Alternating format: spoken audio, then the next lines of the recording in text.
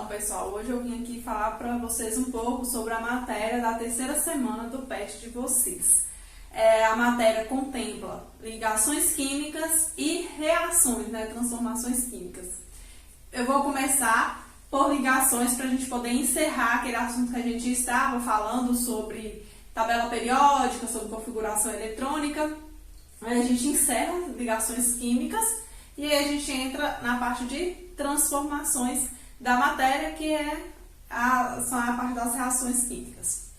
Então aqui, recapitulando, porque isso aqui vocês viram ano passado, né? As ligações químicas.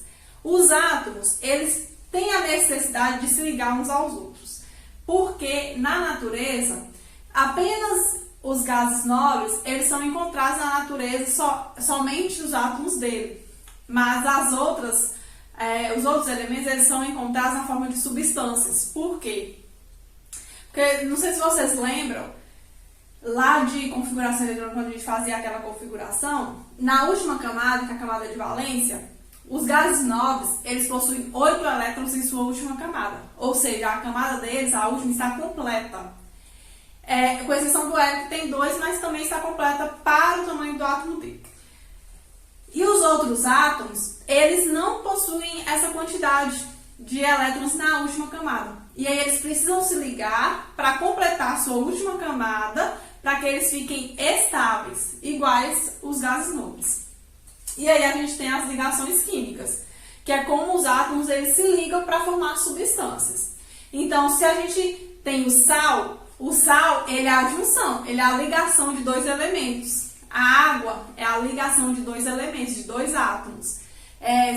O gás carbônico é a junção de dois átomos também. Então, eles se juntam por ligações. Essas ligações, elas podem ser do tipo iônica, covalente ou do tipo metálica. Nós vamos estudar melhor iônica e covalente. A ligação iônica, ela acontece entre metal e ametal. Quando a gente faz a configuração eletrônica, nas ligações químicas a gente vai aproveitar somente a última camada do átomo. O restante daquela configuração não importa aqui em ligações químicas. Nós vamos pegar a última camada. No sódio, a última camada dele tem um elétron. Eu representei aqui com uma bolinha. O cloro, ele tem 7 elétrons. Então a gente representou por 7 bolinhas. Larissa, eu vou ter que fazer sempre a configuração eletrônica para saber quantos elétrons tem na última camada? Se quiser fazer, pode fazer, não tem problema. Mas vocês podem pegar pela tabela periódica. Na tabela periódica, que eu tinha falado para vocês, a tabela é dividida em famílias ou grupos, que são aqueles 18.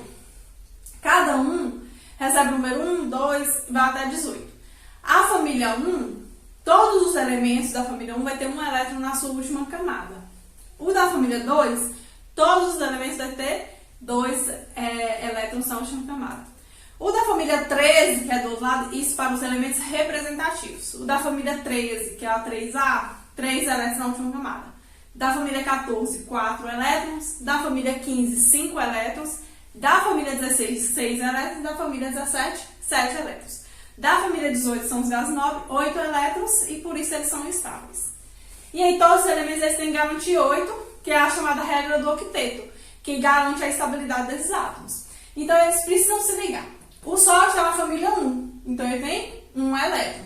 O cloro está na família 17, então ele tem 7 elétrons.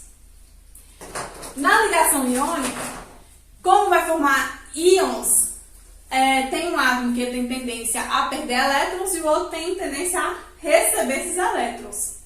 O átomo que tem tendência a perder é o átomo que tem menor quantidade de elétron. Nesse caso aqui, o sódio, ele só tem 1. Então, ele pode doar seu elétron.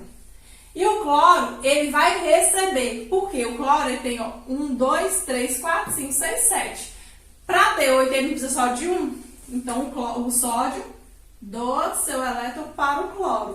E aí, eles vão formar íons. Os íons, quando o átomo ele perde elétron, o sódio perdeu um elétron, ele ficou com uma carga positiva.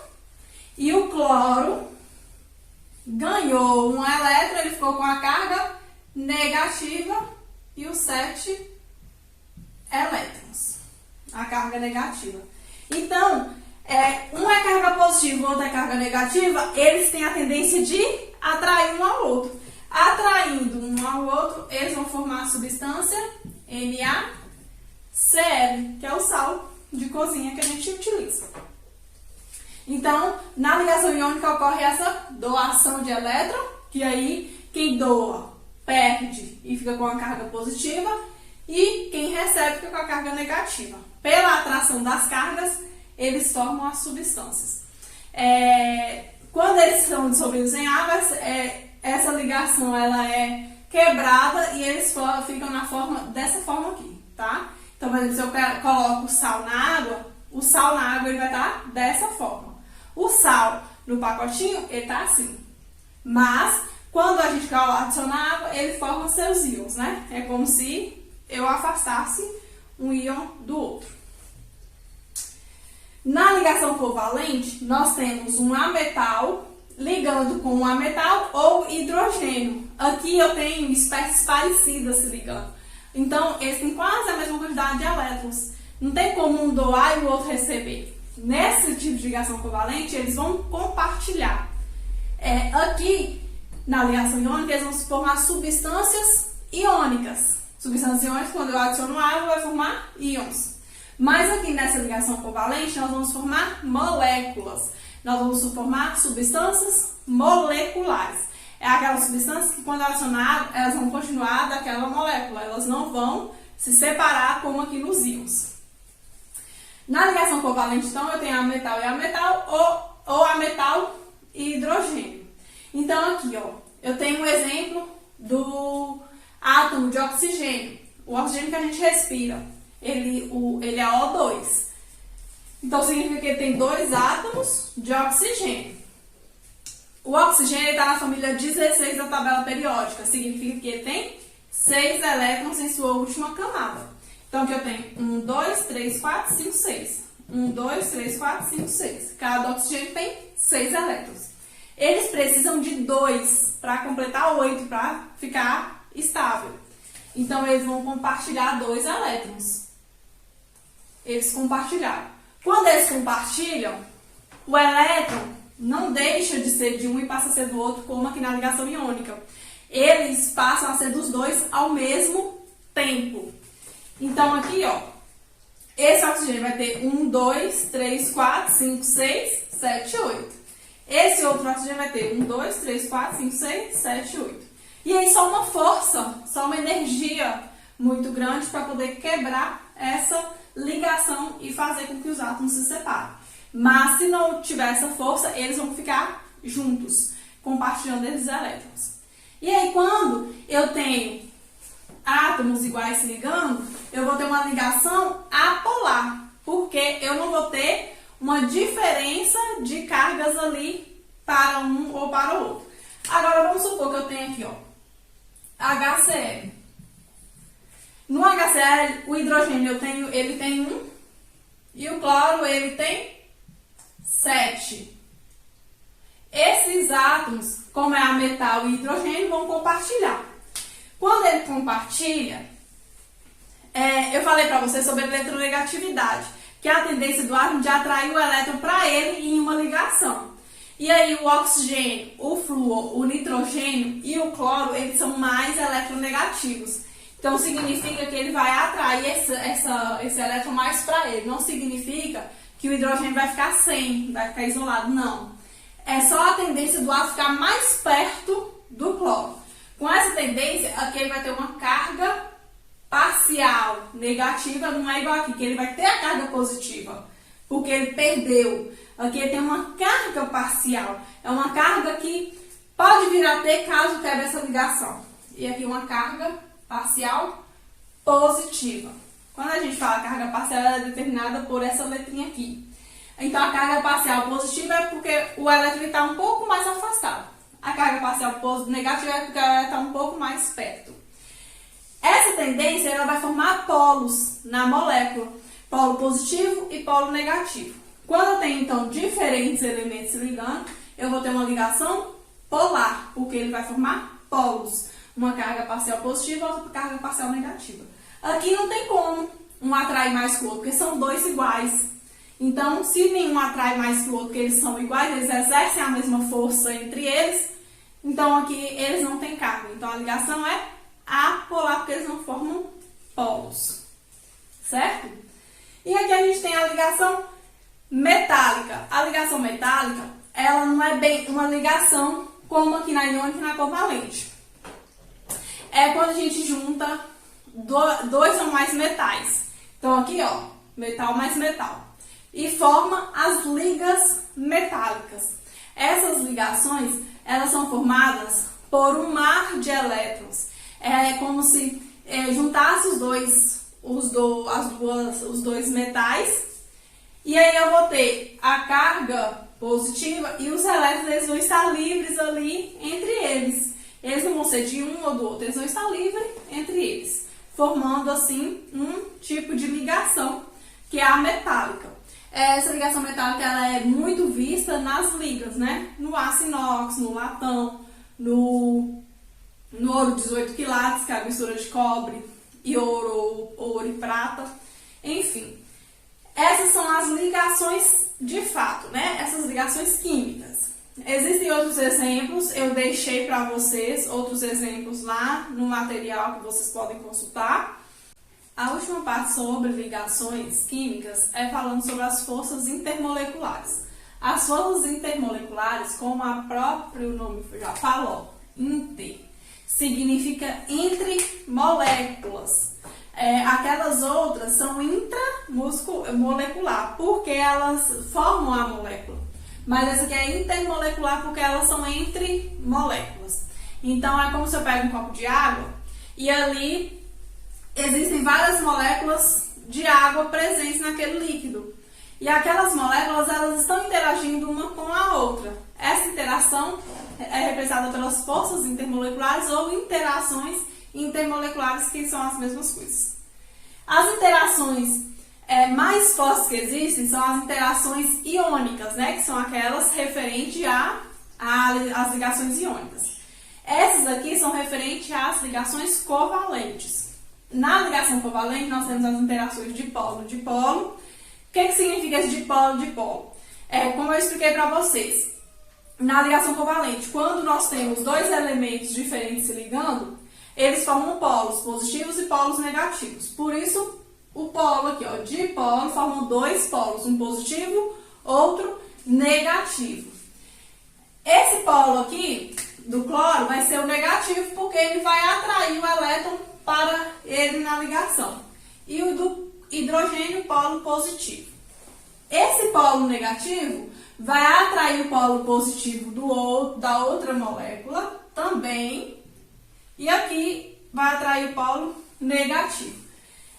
Vai vir outra dessa aqui e ligar aqui embaixo, né? Fazer a interação entre o polo negativo e o polo positivo e assim por diante. E dessa forma as moléculas, elas permanecem unidas, interagindo uma com as outras. Essas interações, elas não são ligações de fato. Elas são apenas interações em que uma vai interferir na outra, mas se eu retirar a molécula, aquela molécula ela já não vai mais fazer parte daquela interação. São feitas entre moléculas polares, tá? Entre moléculas que têm pelo menos dois polos. Nas ligações de hidrogênio ou interações de hidrogênio, ou pontes de hidrogênio, como também aparece, não são de fato ligações, como a gente falou, é uma interação que acontece. Vai acontecer quando o hidrogênio ele vai ter uma interação com oxigênio, nitrogênio e flúor. Essa interação ela é a mais forte de todas aqui, referente às forças intermoleculares. Então aqui nós temos as ligações de hidrogênio, quando o hidrogênio ele vai interagir com flúor, nitrogênio ou oxigênio, apenas com esses três. E então aqui, ó, eu tenho o polo positivo e o polo negativo. O flúor, ele é o elemento mais eletronegativo, ele vai atrair o elétron para ele. Então, ele atraindo, ele fica com o polo negativo. Aqui fica com o polo positivo. Esse polo negativo vai atrair o polo positivo da outra. E esse aqui, consequentemente, é o polo negativo, que vai atrair o polo positivo da outra molécula. E assim por diante. Essa aqui vai atrair o polo positivo da outra molécula e assim ele vai formando a substância. Então, as substâncias elas são formadas só porque existem essas interações. Então, aqui elas são representadas por esse traço aqui, as ligações de hidrogênio. Essas ligações de hidrogênio também ocorrem com moléculas polares. Tá? Precisa ser uma molécula polar, mas também porque é hidrogênio mais um outro, né? Oxigênio, hidrogênio e flúor, então as moléculas também são polares, para que essa ligação aconteça. Já essa aqui, ela vai ocorrer quando as moléculas forem apolares. Ou pelo menos uma delas apolar. O que acontece? Nas ligações, nas interações de polo induzido, essa aqui de polo é uma substância que tenha dois polos. E aqui a de polo induzido é porque vai ser induzido polo em outra que não tem polo nenhum. Então aqui eu tenho a água, a H2O. O oxigênio, como ele atrai o elétron para ele, então ele fica com carga negativa, certo? Ele estando com a carga negativa, e vamos supor que ele, igual na água do mar, que tem oxigênio, né, dissolvido nela. Como que esse oxigênio vai interagir ali com a água? Esse oxigênio, ele vai interagir por interações de polo induzido. A água, ela vai induzir um polo positivo aqui nesse átomo de oxigênio que encostar nesse polo negativo.